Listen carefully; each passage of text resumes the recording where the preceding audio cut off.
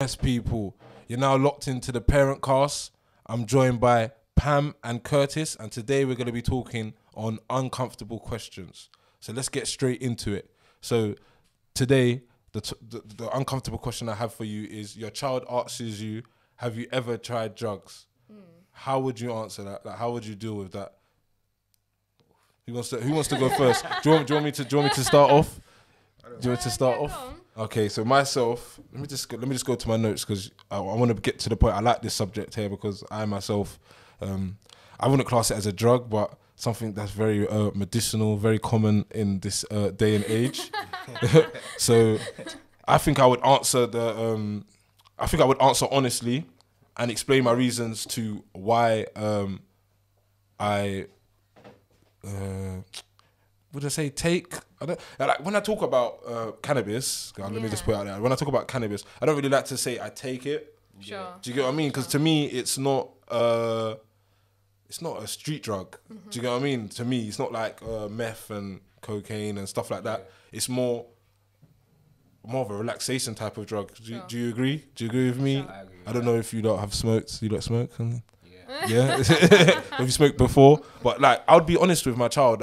I'd advise them that you look at daddy, for instance. I'm not different. You don't see me acting a stranger way when you're around me. I don't smoke when you're around me. Do you get what I mean? Like, I'm in control of my usage. Do you get what I mean? So yeah, man, I wouldn't run away from the subject. I think I'd embrace it to build that trust within me and my child, because boy, if they abuse drugs on the side, there's a lot of people that start off smoking cannabis and move on to higher drugs. So if I ignore that subject, they may jump straight from smoking cannabis to party drugs, and those really ruin lives. Like helium. Is it helium? No, it's not helium. Laughing gas. Yeah. Hippie crack, they call it, yeah? Hippie crack? Yeah, that's what they call it. In the newspaper, they call it hippie crack.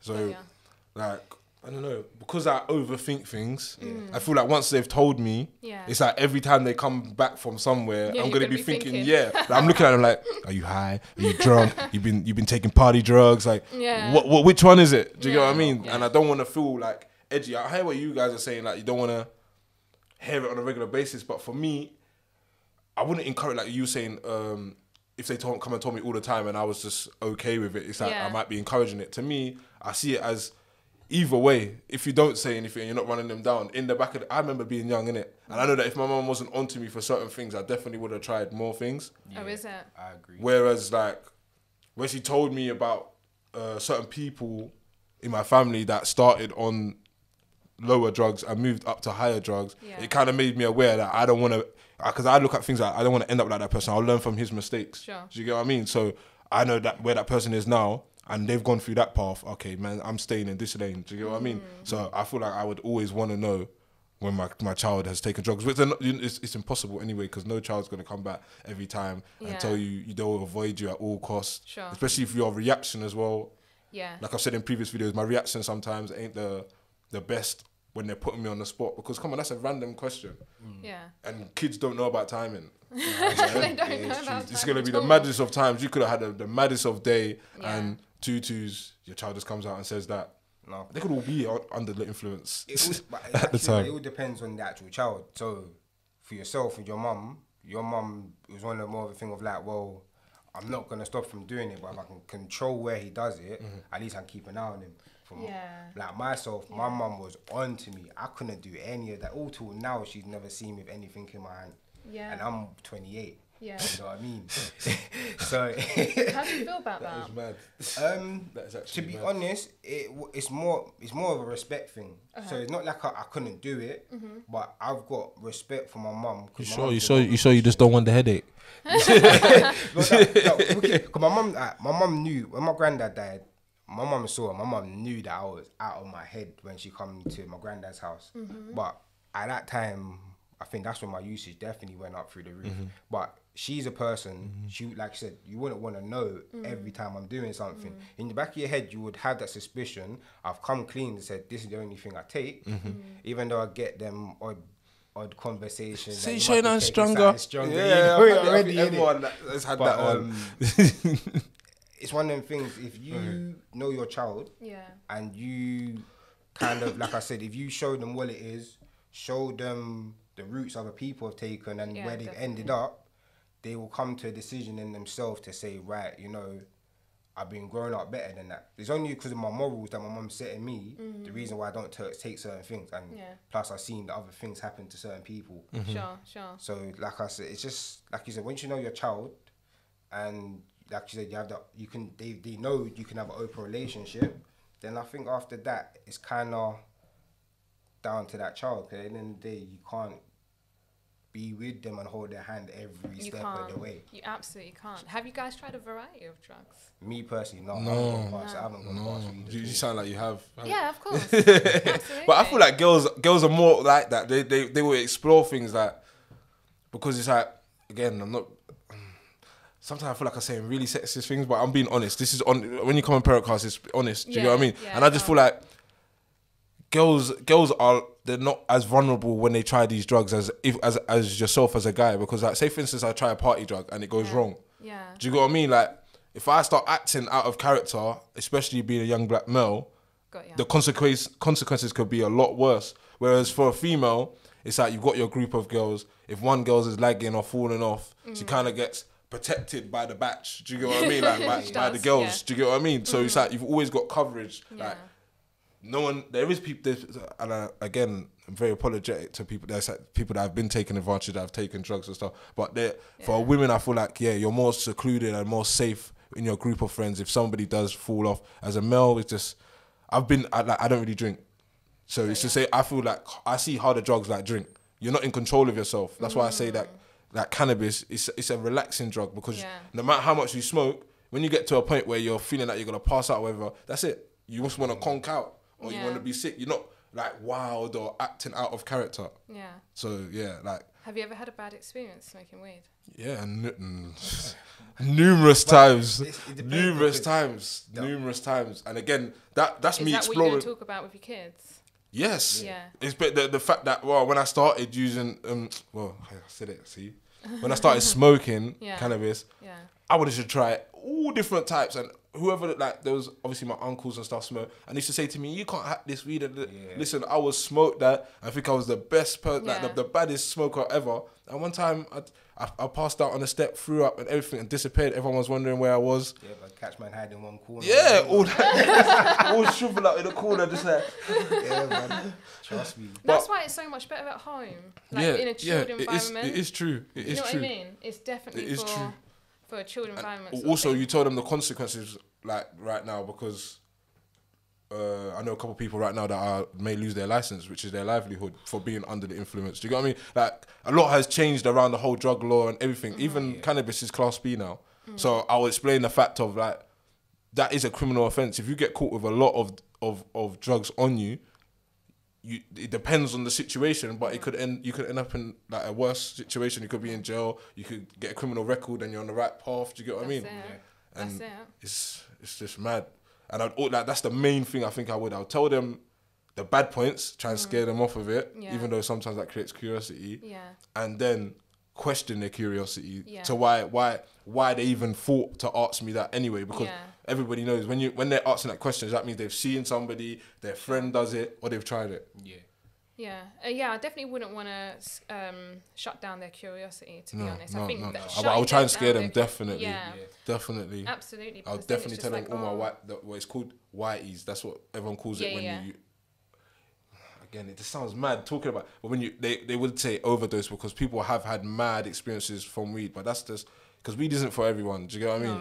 It's not for everyone. There's certain people I know that take 2 pulls and they're in a different world and they start acting out of character, and then there's people that are relaxed or it helps them focus.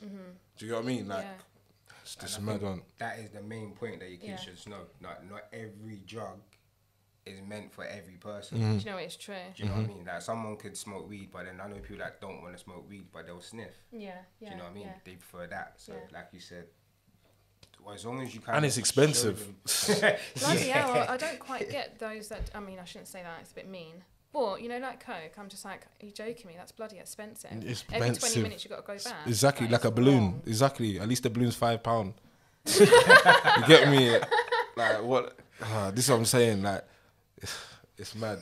it's mad. There's so many things you could say to your child, but at the end, I just want to know that they've walked away from the situation fully understanding what I've said to them. I'm not grilling them. I'm not trying to warn them off. I'm just trying to make them aware. A question for you two: do you lot believe that drugs themselves, so like say weed and let's say cocaine for instance, do you believe that they have an ethnicity connected to them as well? So if you're more prone black, no one's gonna really get you to be sniffing drugs, or that's mostly for people that smoke weed, or cocaine for most people that like white. Would you believe in that type of thing?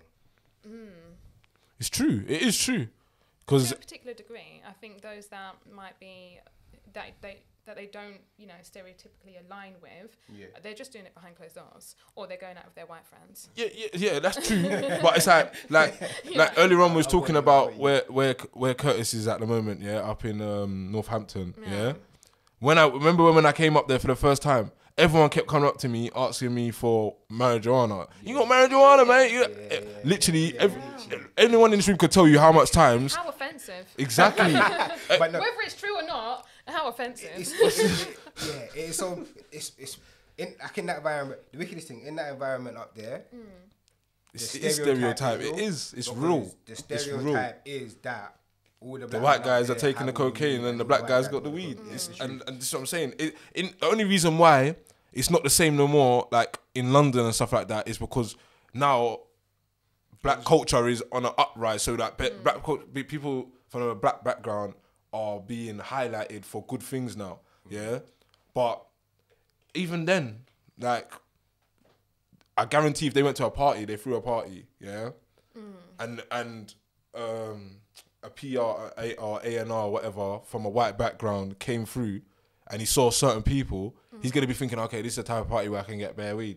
Yeah. I've seen it, like it's hard. When you haven't seen it for yourself, it's kind of hard to agree, but I've been so, like, literally everywhere I go that isn't South London, and even in South London it happens, but every time I step out, I could be in suit, I could be in shirt, I could be dressed so smart, and someone still asks me for drugs. Mainly weed. Never. I've been asked for cocaine a couple of times and that, but it's always weed. Even yesterday, someone asked me for weed, and I was in a restaurant. What the hell?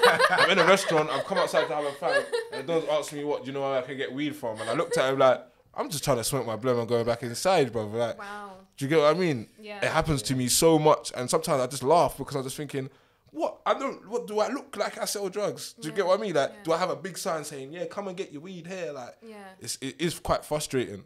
And again, the groups that you hang around, so someone might see you with their local dealer, but that's my cousin or that's my brethren from Quay back. Do you get what I mean? So when you next see me, what you gonna ask me for weed? So I do feel like with the black culture, especially Jamaicans, because even Africans turn around and say to you, "Well, you love the marijuana." Like African people always say that to Jamaican people all the time. And again, you go to white homes.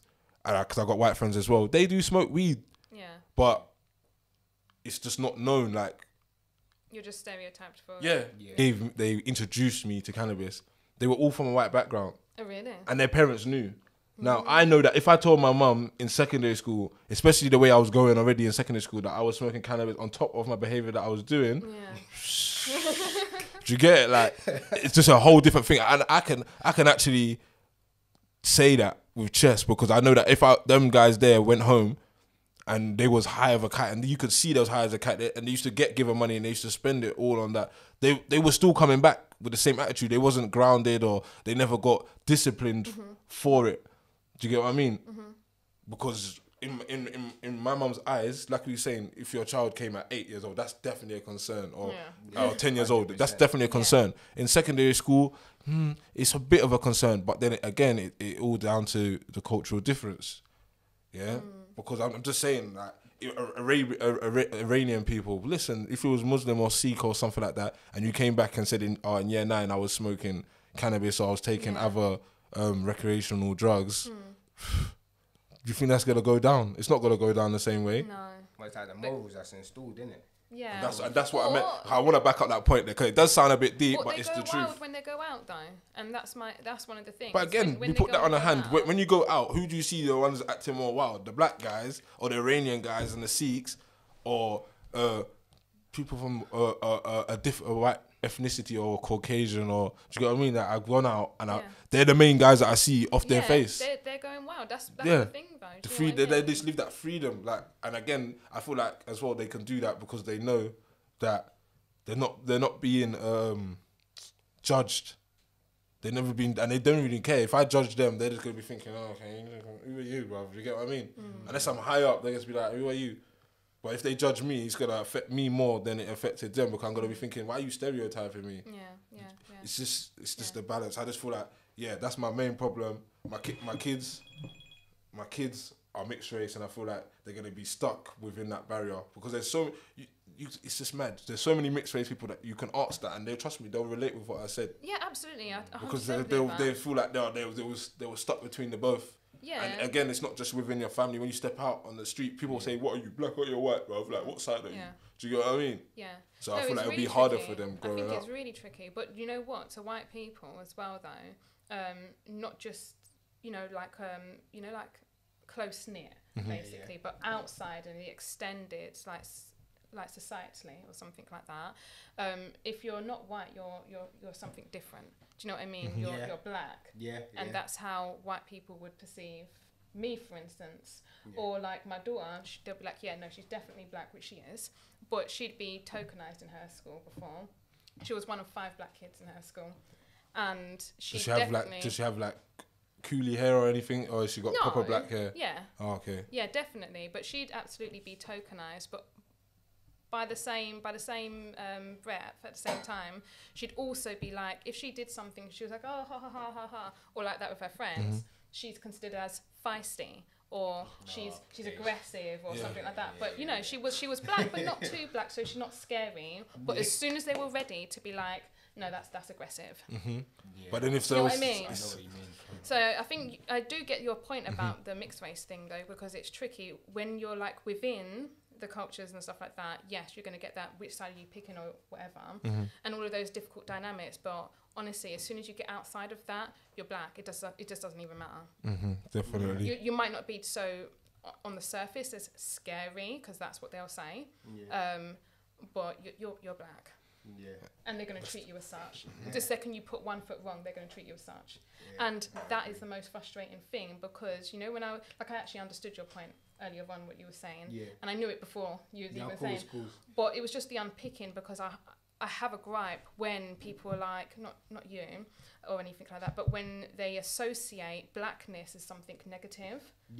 Do you know what I mean? No, of course. And that wasn't your intention. I actually know that it wasn't your intention. But for like the wider audiences, when we talk about that, we always associate that, okay, being well-spoken is an attachment to whiteness. And that then makes a hierarchy of white up here and black down here. And it's all, I was about to swear, it's all rubbish. So you got a bit passionate there.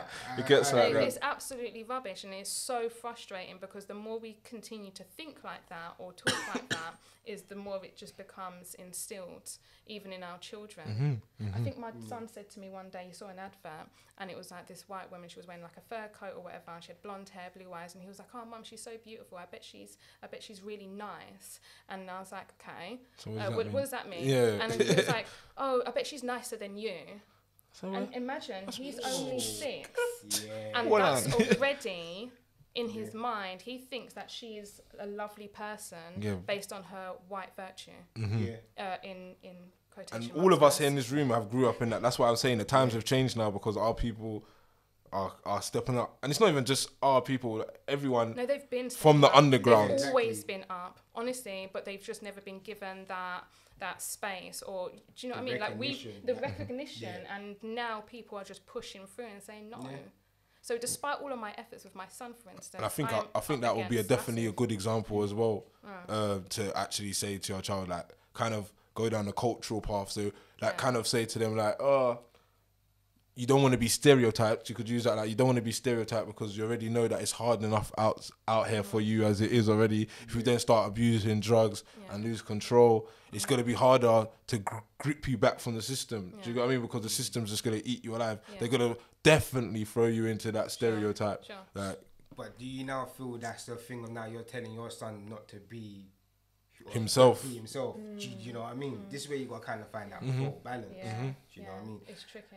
I believe it's kind of mad because coming back down here, I can see that London on a whole, like everyone down here is more like a product of your environment, if that makes sense. So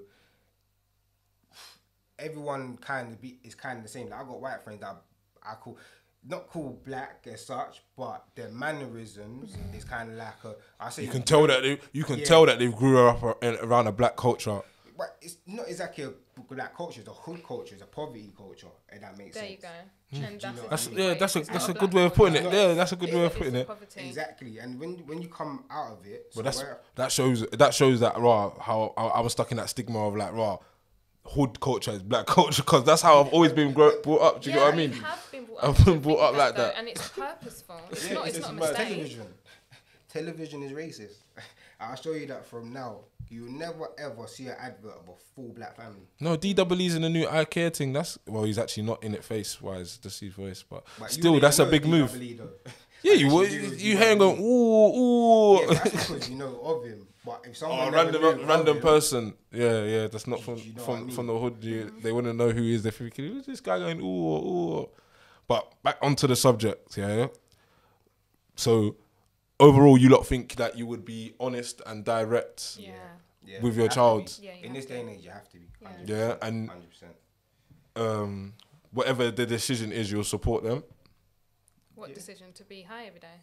Yeah, because that is the question. They ask, like obviously they're asking you for a reason. So they could, like I said, they could already be using a substance already. They're just like, you know what? At the end of the day, they're curious. Do you get what I mean? Maybe they've had a bad turn and they've heard that it's happened to their friend. Sure. So they're like, you know what? Let me just ask my mum or my dad and see what they say on it. Because you can't go to your friend and get an honest opinion. Come on. No. Especially if you sometimes you feel pressured by your peers. Do you get what I mean? So you're not going to go up to them and get an honest opinion. Yeah. I definitely wouldn't be okay with my kid being high every day, and I don't care which drug it is. I just wouldn't, because there gets to the point sometimes, and even if it's just cannabis, you're smoking to go to bed. What about the days when you don't have that, or what about when you're on a 8-hour flight or something like that, and you start acting all antsy? Just. Do you know what I mean? When you get off that plane. Or you're worried, are you going to get through, or are they going to check your the residue, and you're just going to get pulled over anyway? Do you know what I mean? So actually, of a Friday evening or something like that, or even however many evenings, there needs to be some level of control in it. Yeah. So I wouldn't be totally happy for every day. No, of course, I agree with that. Like, I believe that you always kind of will support your child no matter what they go through. Yeah. But I was gonna say that. In it. Yeah. I do. I think I'll be different. I think I'll support them no matter what, because I've been that kid. Do you get what I mean? And I feel like where my mum suffocated me on other things. I didn't really speak to her about drugs. She found out herself. She just knew, because obviously she knows what being high looks like, and she knows me. She grew me for years, so she showed a different. Do you get what I mean? But I think I would support them. I wouldn't encourage it, but I would support them if they did decide to take any sort of drug, because at the end of the day, you're saying, I understand what you're saying. Withdraw my support. Don't get me wrong. Yeah, that's what I'm saying. I get what you're saying, but you wouldn't like. So if they kept coming to you every day and you knew that they was high, obviously you would show your frustrations. But with me, I'm saying that I wouldn't do that, because I know the causes of it. I just think I would take it in. I would monitor them. Same how I was saying that, if they came and told me they took drugs every day, do you know what I mean? I'd rather know that, because it's like I'm monitoring your usage. Because you're saying, they can only smoke on Friday. Yeah. No, not necessarily. I'm just saying I wouldn't be happy to know that that's what they were doing every day. That's what I'm saying. But at the same time, what I would do is I would add in all not alternatives, obviously. Maybe I might actually, whether it's like because when you start taking certain drugs, you don't even realize when you start using it, and it becomes a problem. Yeah. You don't even know until it's kind of taken away. Exactly, right? and that's what I'm saying by the support and always knowing. Yeah. What's going on? Do you get what I mean? Because it's like I can see the change. Okay, you're coming to me 3 days a week now, telling me that you're using the same drug. That is a problem. Yeah. Let me approach that. Yeah. Do you get what I mean? Yeah. If I then leave them to go and do whatever they're doing, but I'm here as support, you can come to me. I'm telling you that peer pressure. I don't know. I'm just talking from experience for myself, innit? Because there's been loads of points where I've seen my usage go up, and I've wanted to turn to somebody. But it's like, what am I going to turn to that person and really do? Do you get what I mean? They're already supporting me. Like I said, my mum used to let me smoke in the house. Do you get what I mean? that may have made me smoke even more because Yeah. I'm in my house more time anyway. But at the end of the day, it's monitored usage. Yeah. But you know, like all drugs, generally speaking, people take drugs for a reason. Do you know Definitely, what I mean? definitely. And that's why I'm like, okay, I wouldn't withdraw my support. I want to find out what's going on behind it. Why it is that you need to do it every single day? Because, like, whatever it is, do you know what I mean? Every single drug has been made and introduced and stuff like that, like, apart from weed and stuff, clinically for you know, reasons that, I don't know, we still use drugs. As long as it's like taxed, then it seems to be okay, and it's going to be used in hospitals. And it's Meth and all that stuff like that. But, and so what's going on behind? Because there's some level of escapism that you're trying to achieve here. So I think my concern would be, okay, is it things aren't moving well in your life right now? Is it like therapy you need, or is it more support in terms of work, or is it, do you know what I mean? Yeah, so definitely. all of that sort of stuff is probably what I'd want to work on. Yeah, Definitely. no, Yeah. agreed. No, I feel like everyone's views was very strong. I'm not gonna lie, and the fact that you've compared to me and Curtis, you've tried other things as well. So it's good to hear it from your side. You know what I'm trying to say. Tongue twister. Yeah, another point of view. Sorry. Yeah, because like I said, yeah, I'm all about supporting and wanting to know everything. I'm just too paranoid for that. I just need to know. I need to know because otherwise I'm gonna turn myself crazy and I might start smoking even more. Thinking, oh God, my kid's going down that road. Oh my God. But yeah, definitely, I think that the best advice would be to support your child. Absolutely. And to embrace the conversation, man. Embrace that conversation. Carl, you don't want to leave your child out there to wonder and seek advice in somebody else, which is happening again to a lot of even young females nowadays. That's what is showing that the world is evolving, because even young females are getting caught up in this world. And do you get what I mean? And because they've never had someone to turn to. So yeah, my advice to everyone would be support your child and embrace the situation. Not embrace it like, yeah, man, take drugs, but embrace it and get to know what's going on. I fully do agree on that point. Yeah, that point there kind of made me think, okay, cool. For real. If there's something wrong, then nip it in the bud. Yeah. From early. Yeah. No, of course, I agree. So is there that was good. anyone else want to drop a few little gems before we sign out until next time? No, I think that was good. I think that was pretty good actually. Yeah? Yeah, man. So thank you for listening in. As I said, it's your boy Father G. I'm joined by Pam and Curtis. This was Uncomfortable Questions. Big up GUAP Studios for letting us use their facilities today. And make sure you check out our latest videos on the parent_hub. Topic is, what would you do? I'm going to start off by showing you guys a video. So let's get straight into it. Touch him again, touch me. You're getting close. Touch me again. Go on.